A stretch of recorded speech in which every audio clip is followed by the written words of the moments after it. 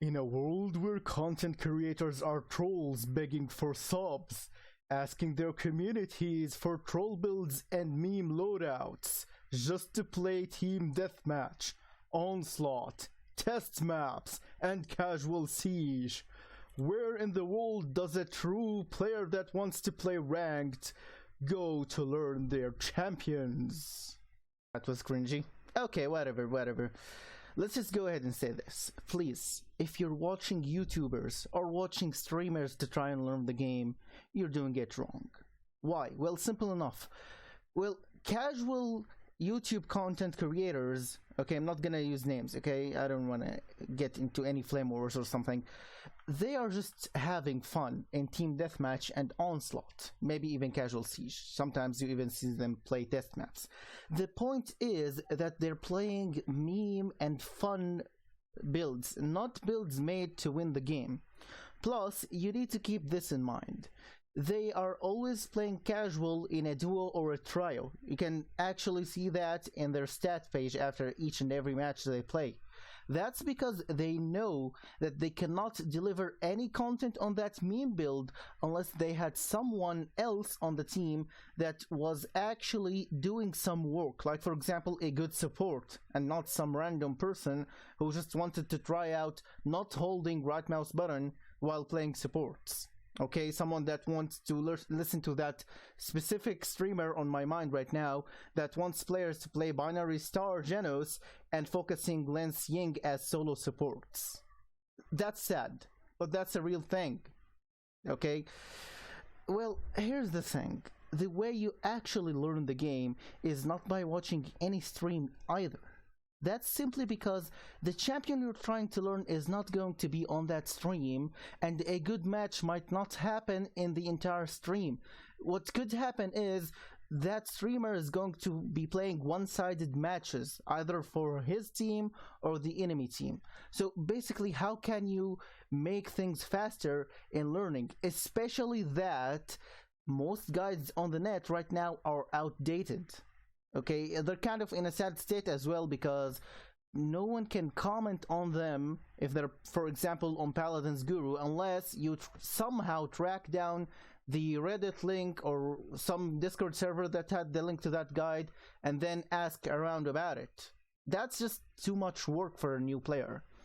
So what if you wanted to learn a champion? Well, I'm gonna show you the fastest way to do that and the surefire way to learn how to actually play that champion in ranked. So I basically clicked on ranked. I'm gonna click info and use this tab, overview, and view the leaderboards. Now I'm going to go to this tab, click on grandmasters, and I'm just going to save some names for now. After I've taken some names that might seem familiar or not, for example Muru, I'm going to use those names on Paladin's Guru to get the information I need. Now that we've gotten some names of the leaderboards, we're going to see how you actually find that champion that you're trying to learn, and then how you spectate games in order to learn positioning, map knowledge, and what to do when you're being flanked. That's what you will learn because you're spectating players while they're maybe not streaming. You're also cherry picking the matches you want to see. So for example, Muru is actually a great example for me myself since I'm trying to learn Pip. I'm just gonna go, well, by the way, I got here by going to Paladin's Guru and then typing his name right here. So many names popped up. I just picked the right one. You'll notice that he has so much time playing and other things. You'll just know that this is the Grandmaster from his stats. Okay, now before we go and check the match history, there's a trend that defines good players. Okay, it defines them, which is this: casual more than ranked. Okay, so this is Muru. Bones, a PPC player, also on the leaderboards. Casual more than ranked. Tusket, a support main in the PPC. Casual more than ranked. So notice this: team deathmatch doesn't exist. Team deathmatch doesn't exist. Team deathmatch doesn't exist. What I mean by team deathmatch doesn't exist for them is that they're playing the game to learn how to properly position yourself in ranked by playing the maps on casual siege. Now, listen to this. Casual siege is a chicken fight most of the time. Well, 99% of the time, neither team has a tank. Okay, well, unless maybe you're in a duo and your duo happens to be playing a tank. But even content creators are always playing with a support and themselves playing whatever they feel like playing, okay? Now, that's the main issue, you know. You're just not going to have as much knowledge by just playing casual siege on your own. These players are probably stacked up in parties. Now, let me tell you why I know this, okay? Simple enough, gather up 5 friends, any 5 friends, doesn't matter how good they are or bad they are at the game, and stack up in a party and then try playing casual siege. The enemy is always going to have at least 2 grandmasters. Well, not always, but more like 80% of the time. Sometimes you'll even go up against 5 grandmasters. It doesn't even have to be siege mode, okay? Any mode. As long as you stack 5 people in casual, it's really going to be hard. And you always see grandmasters stacking in casual, okay? That's the true training grounds. You have to stack people, at least 3 people, if you want to learn the game in casual. The other way that we would learn the game is if we watch others do it on the champions we're trying to learn, see what they are doing and what they're not doing, like for example not running away on Victor just like every new player does, and instead doing what that pro player or grandmaster is doing. So I'm gonna click on match history and show you how you can replay matches, and it's not on the site, you have to be in the game. Okay, so basically these are the latest matches that Muru has played, and remember, I am trying to learn Pip right now. So if I like the results or the amount of time that the match lasted, I'm going to keep in mind to view the match and get its match ID. However, something like this match, it's 9 minutes, I'm not gonna learn anything. This is obviously a one-sided match. 7 minutes, one-sided. 5 minutes, probably versus bots, really. Literally 14 minutes, good, but not as good as I wish for it. 9 minutes against bots, obviously. 12, 8, not as much as I would like. Okay, so basically I'm looking for something above 15. So if I want to learn Drogos, I'll go and click on this match. If I want to click on if I want to learn Pip, I'm gonna go ahead and click on this match. Okay, view match over here. So basically, this is gonna expand the match and give me the match ID. Okay, the match ID can be seen both here and here. I can look up the details down here, but I don't need to right now. All that I looked for was the fact that he did good on Pip versus, for example, Androxus and BK. This is great. This is a great match. I want to see how it happened. Okay? So what do I do now that I have the match ID? Now that we're in game, all I did was click on system and typed /replay and then that match's ID. That's all I did. And I'm gonna click enter, and that's gonna let me spectate the entire match.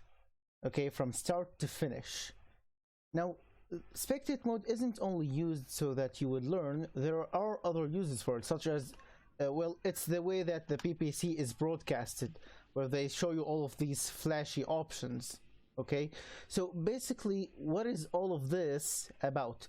How do you control this mode? Well, simple enough, you need a numpad or be able to control your numpad keys on a laptop. There's always a function button or a separate button that transforms your J, K, L, U, I, O and 890 well, on your keyboard into a numpad. Okay, that's the usual case on laptops.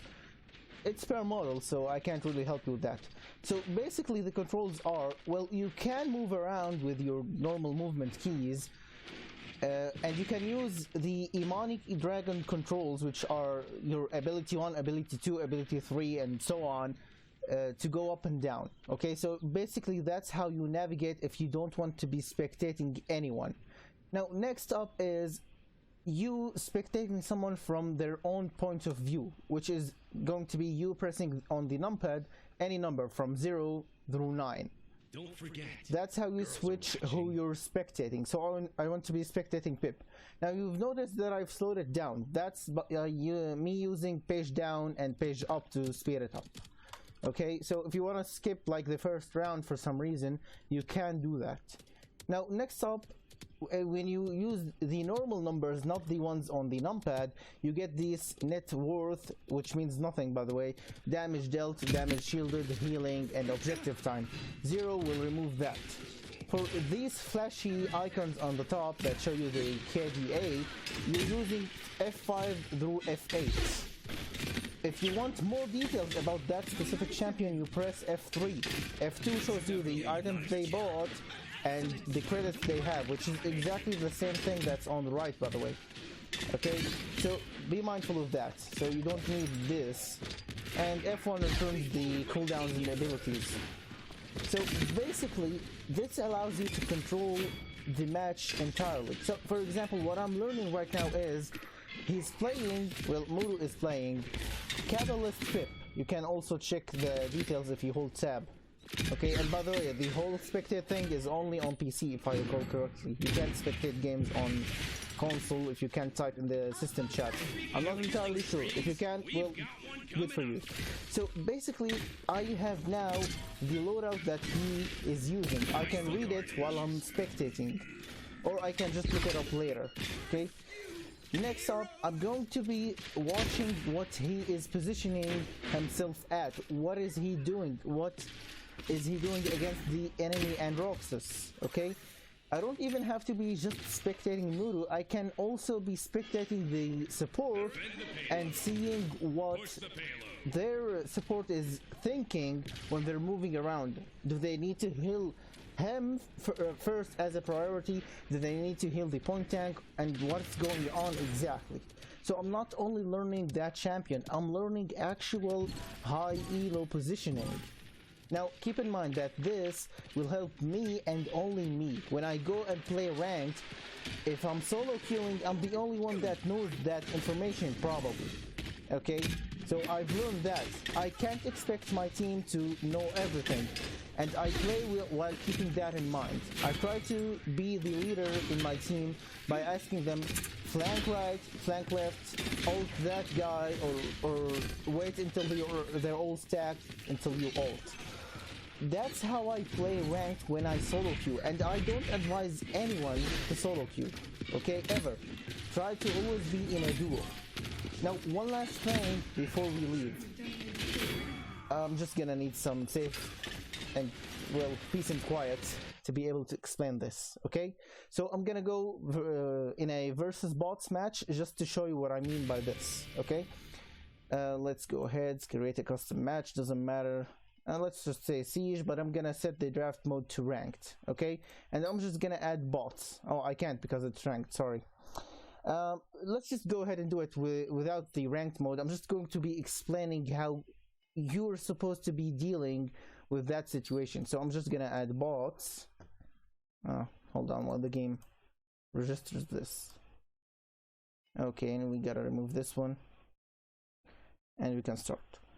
So basically what I'm going to be showing you is what you should be expecting when drafting, not how to draft. I'm going to leave who to ban, who to first pick, and all of that information till later, and that won't even help you in truth. All it's going to do is it's going to help you understand what higher elo players do and who they ban, because that person or champion, sorry, is ban worthy. Now look at this. I am the first pick. Of course I'm gonna be the first pick. Everyone else on my team is a bot. Okay, so usually if you're first pick, you're expected to be the flanker. You're the highest elo player, meaning that amongst all 5 you're the best. Now you're not the best at flanking, you're not the best at damage, you're not the best at support, you're not the best at anything.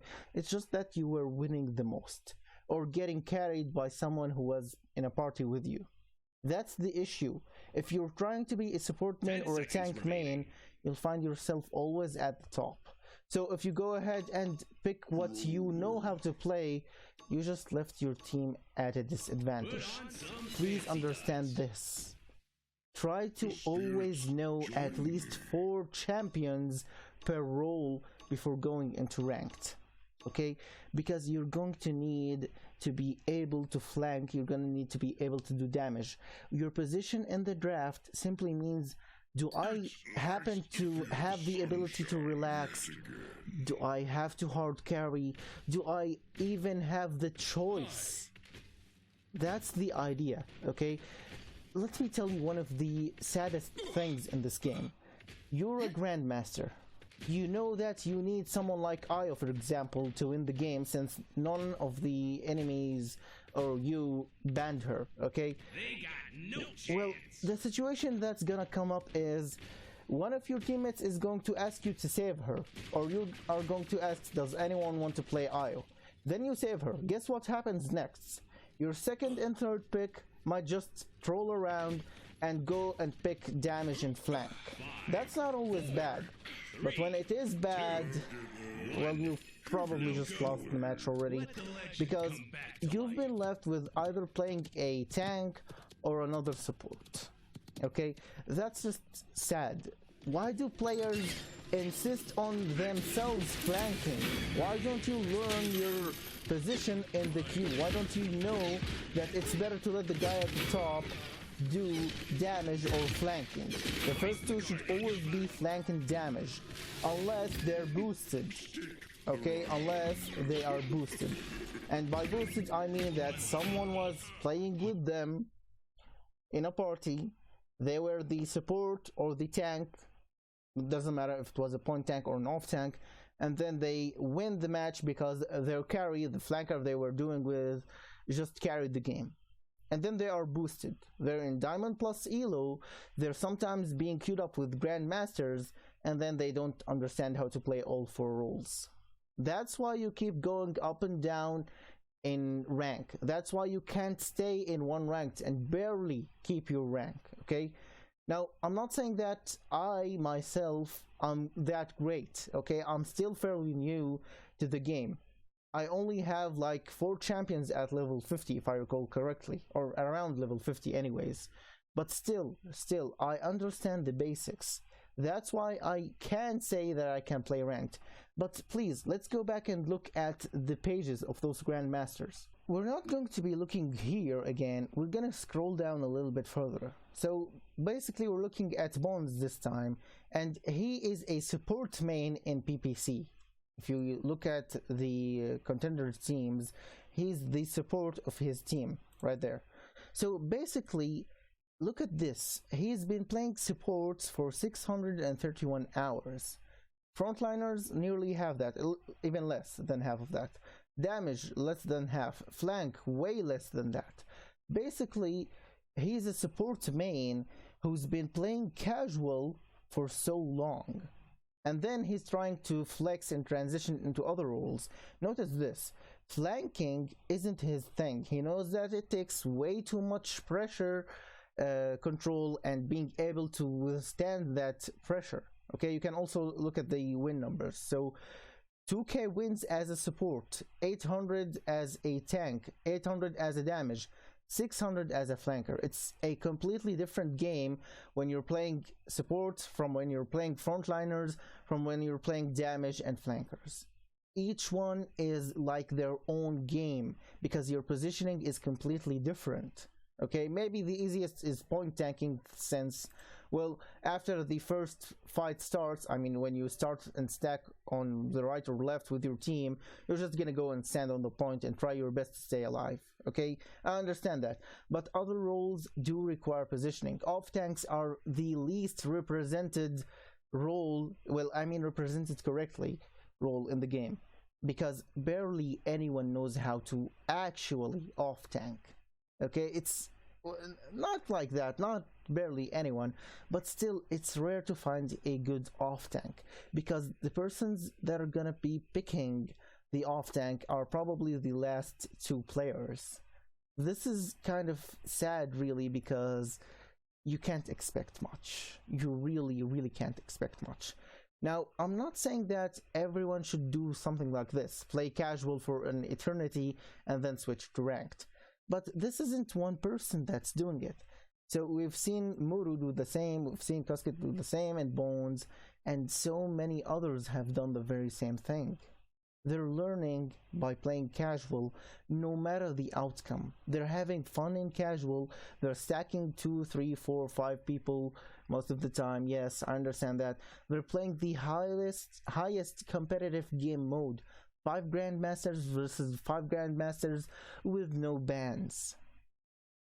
That's amazing.